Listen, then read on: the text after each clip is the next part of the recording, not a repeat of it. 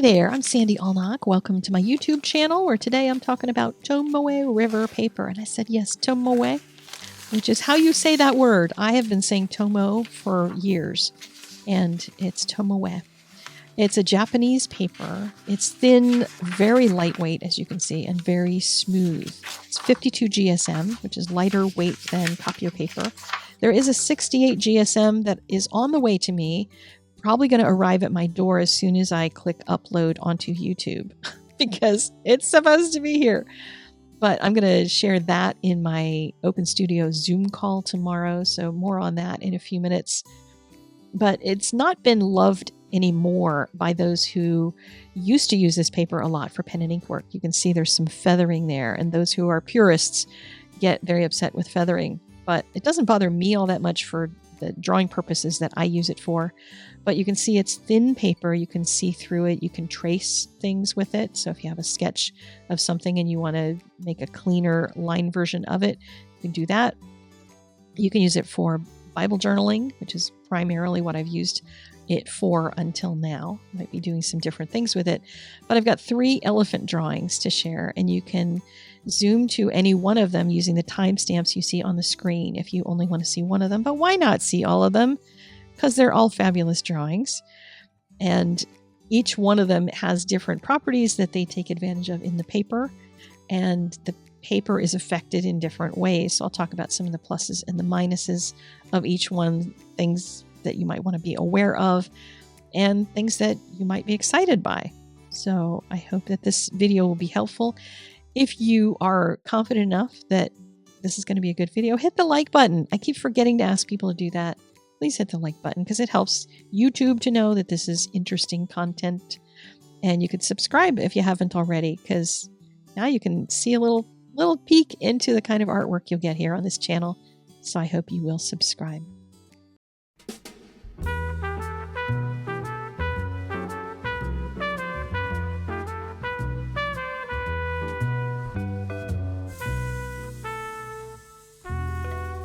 So this paper was originally used, as I said, by people who did pen and ink. And it was either calligraphers, people who did writing, and being from Japan. Beautiful calligraphy, I'm sure. And I've found a couple of articles online that talked about how the original paper was made on this particular machine. And they announced the machine was going to be decommissioned. And then they changed it that they would make it on a different machine.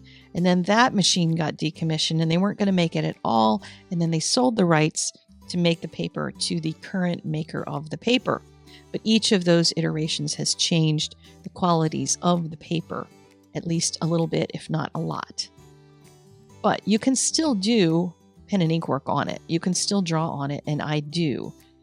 This paper is inexpensive enough per sheet that if you're somebody who just wants to sit around and doodle and just have sheets of paper to do it on, this could be a good option and help you to have something you can practice your pen and ink work on.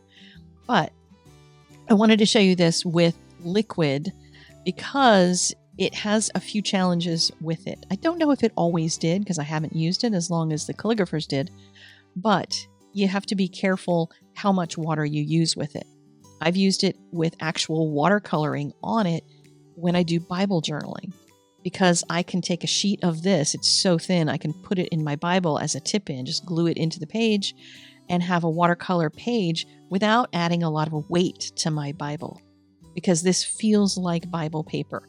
I've even recommended it and called it Bible-like paper. But I thought I'd start to show you here what happens when you do many layers on it. You can do a really loose light wash and be just fine. It'll dry flat if you do that. But as I add more layers, which if you know me and my watercoloring and my inking, I like to add lots of layers and more details, that kind of thing. And I'm doing it with a brush. This is actually a watered down bottle of ink.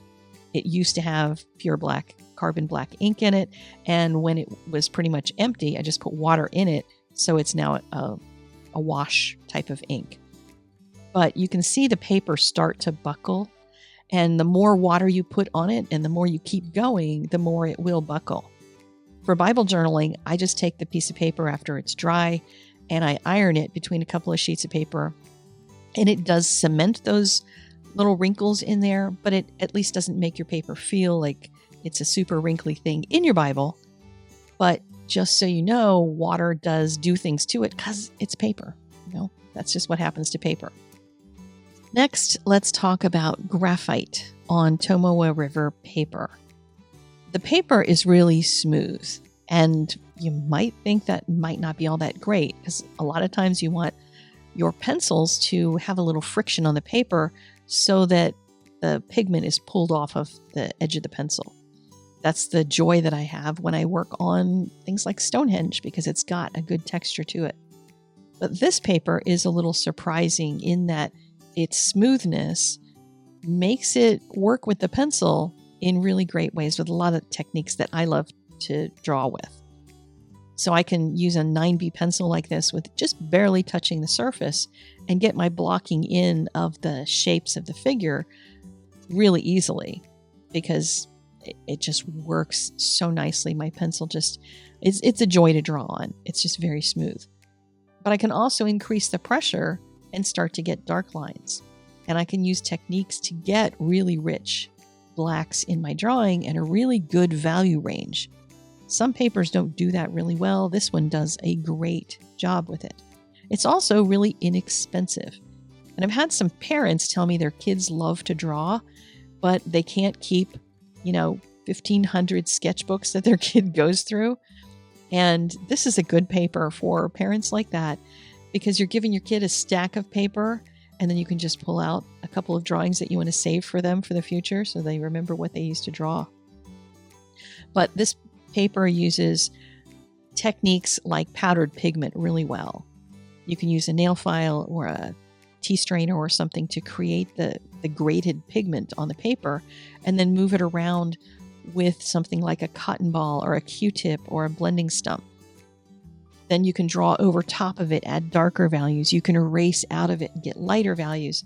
And that's one of the things that really works nicely with this is being able to erase. Even after you've put down blending solution, you can erase it and get some highlights back. And blending solution here is Gamsol. Gamsol will dry perfectly clear once it's all done. It will bleed through the paper, so you'll get a little Gamsol on the next sheet underneath of it. So if you do that, you'll just get a little haze of it, but then it dries off of both pieces of paper, so it's fine. I do find drawing on a stack of this at the same time gives me a softer surface. If you draw on a thin paper like this, taped to a board, you can actually end up picking up the texture of the board, which you wouldn't think that some of the boards that I have, you think they were smooth, but apparently they're not. So drawing on a stack of the paper works well. And then you can use eraser techniques to bring back your highlights after getting your drawing further on. I mean, it's just so much fun to draw with this paper, and it's, like I said, inexpensive, at least for the moment. I don't know what's going to happen with tariffs. Yes, we are in spring of 2025. So if you're watching this at another time, maybe tariffs won't be an issue. But I'm going to finish this drawing in Open Studio. Either finish it there, or if the students there want to do something in color pencil, I might do a different drawing. But it's going to come up in just like another day. So get yourself over to Art Venture, and you'll find out what time it is in your time zone tomorrow. Now let's talk about colored pencils on Tomoe River paper, which are probably my favorite thing to do on this paper. I've been steeped in using this paper for a couple of weeks now because I've been preparing a brand new class that just launched today, and it's a Bible journaling class. You can take it if you're not a Bible journaler and you just want to do the drawings, but this is for people who are going to want to put a tip in their Bible. So they're full pages. You would trim it down to the size of your Bible and then glue it in with just a little bead of glue down the center of the Bible. And then you'd have a page that you can journal on that page. You can journal on the back of it, etc. And this is a level 3. And it's not a, you have to be able to draw on your own without any help kind of thing. I do have sketches for all of those pages, so you can trace the sketches.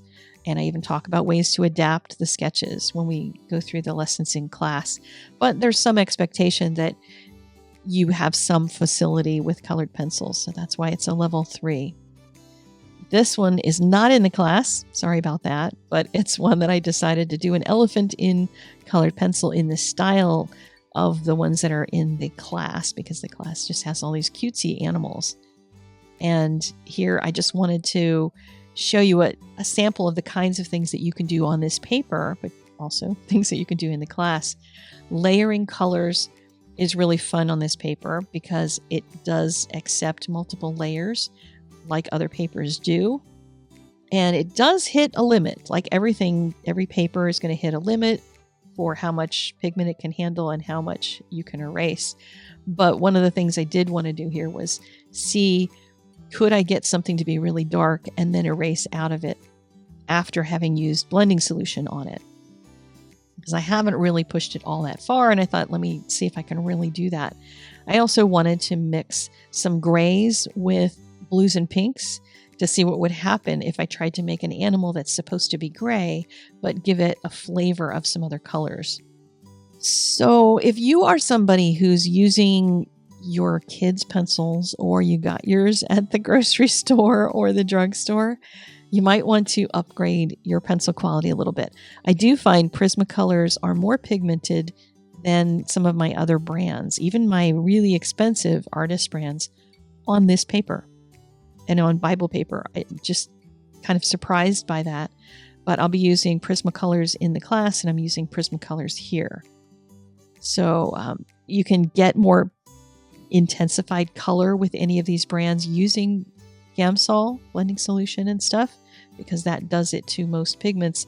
But if you're using the grocery store ones, there's not much pigment there to work with. It's mostly binder in those kinds of pencils. So you want something that has more pigment in it if you want more intense color in the artwork that you're making. So here I decided to put a bunch of black in this bottom corner underneath this eye and see if I could get rid of it. I have blending solution in there, lots of black pencil. I was waiting for it to dry, worked on some other areas so that it would dry before I tried erasing out of it, because I wanted to see, can I erase that area and make it not black anymore and turn it back into the warm dark gray color, because that's the color that I wanted him to be, and deliberately added too much just to see. So once it was dry, I could use my stick eraser and just pull color right out of it. A lot of different erasers will work on this paper. We'll experiment with a bunch of them in the class, so get yourself some erasers. But here I could just go right back in there with the warm gray pencil, and now he doesn't look like he has a black cheek anymore. So that's always a good thing. Now, in the class, you'll learn a lot of different techniques, little different tools that you're going to be able to use for all your other colored pencil artworks. And hopefully that will increase your ability to do the kinds of things you want in Bible journaling.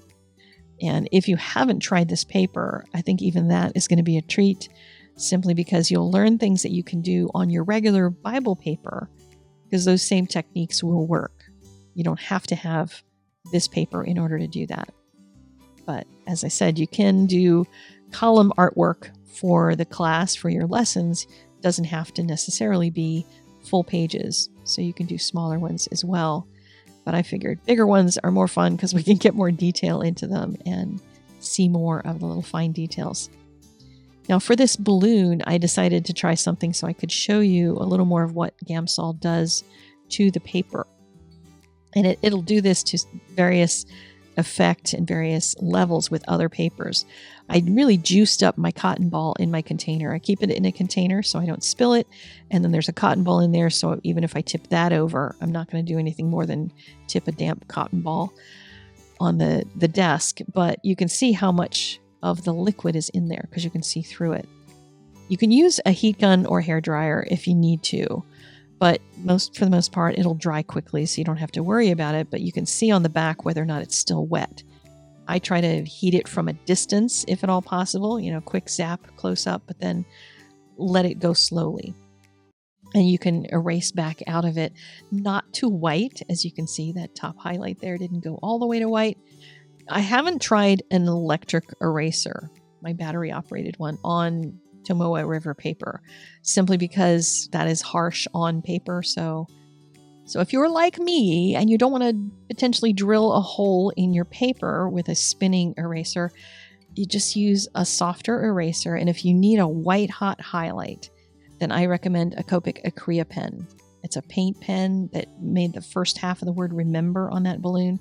It'll cover even reds without soaking up the pigment and making your white turn discolored, which is kind of cool. So if you missed any of the other drawings and you would like to go back and see them, the timestamps will be here on the screen. All the supplies for each drawing are listed in the doobly-doo down below. If you'd like to see the rest of this drawing, then come to Open Studio tomorrow. I'm also hopefully going to be testing out and kicking the tires on a new Tomoe River sketchbook. It's a little journal that has the 68 GSM paper. I'm curious to see how much heavier that is than 52. We'll see. I don't think it's going to be a huge difference, but try it out. It's free to join ArtVenture. It's free to come to the Zoom. So go RSVP over there on Mighty Networks. Links in the doobly-doo to all of that. And if you've watched all the way to the end, do me a favor and leave me an elephant emoji in your comment. And I will see you guys later. Have a really great weekend. And hopefully I'll see you tomorrow. If not, I'll see you on Tuesday with some new creativity. Bye-bye.